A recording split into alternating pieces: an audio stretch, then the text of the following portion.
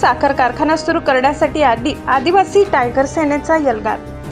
सावरटजवळ राष्ट्रीय महामार्गावर तासभर रास्ता रोको, तहसीलदारांच्या लेखी आश्वासनानंतर आंदोलन स्थगित। नवापूर तालुक्यातील डोकारे येथील बंद पडलेला आदिवासी सहकारी साखर कारखाना तातडीने सुरू करण्यात यावा या प्रमुख मागणीसाठी आदिवासी टायगर सेना कारखान्याचे कर्मचारी आणि ऊस उत्पादक शेतकऱ्यांनी शुक्रवारी सावरट गावाजवळ राष्ट्रीय महामार्गावर रास्ता रोको आंदोलन करत प्रशासनाचे लक्ष वेधले।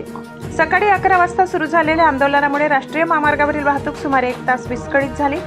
आंदोलकांनी द्वारकाधीश साखर कारखाना व्यवस्थापनाविरोधात जोरदार घोषणाबाजी करत डोकारे येथील आदिवासी सहकारी साखर कारखाना तातडीने सुरू करण्याची मागणी केली।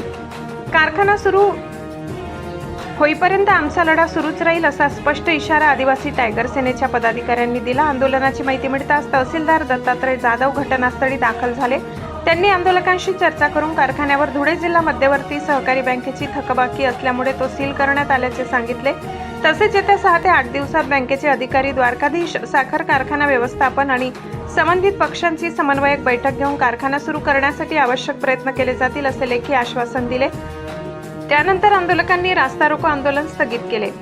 डोकारे येथील साखर कारखाना अनेक वर्षापासून बंद असल्याने परिसरातील ऊस उत्पादक शेतकरी, कारखाना कर्मचारी आणि स्थानिक नागरिक आर्थिक अडचणींचा सामना करत आहेत।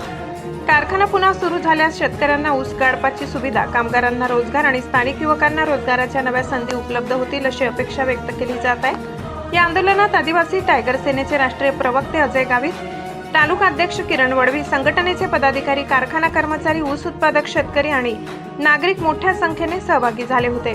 दरम्यान सडी पोलीस ठाण्याचे पोलीस निरीक्षक अभिषेक पाटील, पोलीस उपनिरीक्षक विशाल सोनवणे यांच्यासह पोलीस पथकाने घटनास्थळी चोख बंदोबस्त ठेवून परिस्थिती नियंत्रणात ठेवली।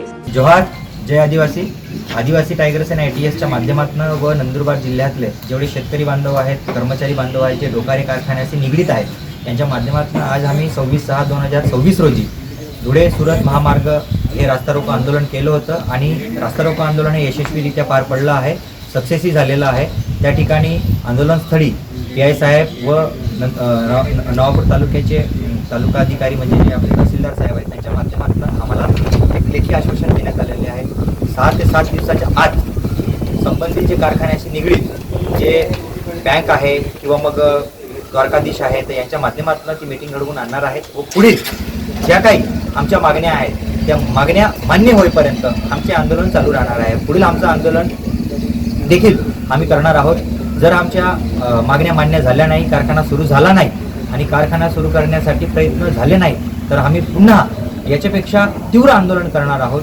पुढील ज्या काही अडचणी येतील, आमच्या ज्या डिपार्टमेंटमध्ये अडचणी येतील त्या डिपार्टमेंटच्या समोर आम्ही सगळे शेतकरी बांधव, सगळे कर्मचारी आणि तालुक्यातले सगळे पदाधिकारी यांच्या माध्यमातून तिथं धरणे आंदोलन करणार आहोत। ही आमची पुढची दिशा राहणार आहे। जोहार, जय आदिवासी। सम्राट 20 सेवांसाठी मुख्य संपादक रसिक गावित, नवापूर।